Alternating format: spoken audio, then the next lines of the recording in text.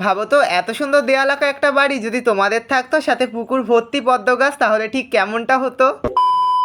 Hello everyone, কেমন আছো তোমরা সবাই? তো কদিন ধরে বাংলায় যা ঝড় বৃষ্টি হচ্ছে, কিছু কিছু জায়গায় তো শুনলাম নাকি শিলাবৃষ্টিও হয়েছে, তাই ওয়েদারটা বেশ ঠান্ডা আছে কিছুদিন ধরে। তাই আজ বিকেলে সময় পেয়ে একটু হাঁটতে বেরিয়েছিলাম, আর দেখো এখানে ভর্তি পদ্ম গাছ। তোমাদেরকে এই জায়গাটা আগেও দেখিয়েছি, কিন্তু মাঝে কিন্তু পদ্ম গাছ পুরোই শুকিয়ে গেছিল, এখন আবার পদ্ম গাছ নতুন করে হচ্ছে। তো এরপর হাঁটতে হাঁটতে আজ এসেছিলাম এই দিকটাতে। এই দিকটায় সচরাচর আসা হয় না, অনেকদিন পর আসলাম। আর দেখো এই স্কুলটার বাইরে কত সুন্দর, পুরো দেয়াল ভর্তি করে আঁকা। আঁকাগুলো এত সুন্দর, মনে হচ্ছে এখানে ঘন্টার পর ঘন্টা দাঁড়িয়ে আঁকাগুলো দেখতেই থাকি। ভাবো তোমাদের বাড়িতেও যদি এরকম একটা দেয়ালে আঁকা হয়, কতটা সুন্দর লাগবে দেখতে। এরপর হাঁটতে হাঁটতে চোখে পড়লো এই ফুচকার দোকান। লোভ সামলাতে না পেরে ফুচকার দোকানে কিন্তু ফুচকা খেতে ঢুকেই পড়লাম। আর ফুচকা নিয়ে কি বা বলবো, ছেলে থেকে মেয়ে প্রত্যেকটা মানুষই কিন্তু ফুচকা খেতে খুবই পছন্দ করে। আর ফুচকা খেতে খেতে দেখো আমাদের দুই ভাই বোনের মধ্যে কিন্তু খুনসুটি শুরু হয়ে গেছে। তো দেখতে দেখতে সন্ধ্যে হয়ে গেছে, আর আকাশটাও কিন্তু দেখতে দারুণ লাগছে। চলো আজ ভিডিও এতটাই রাখলাম, দেখা হচ্ছে পরের ভিডিওতে।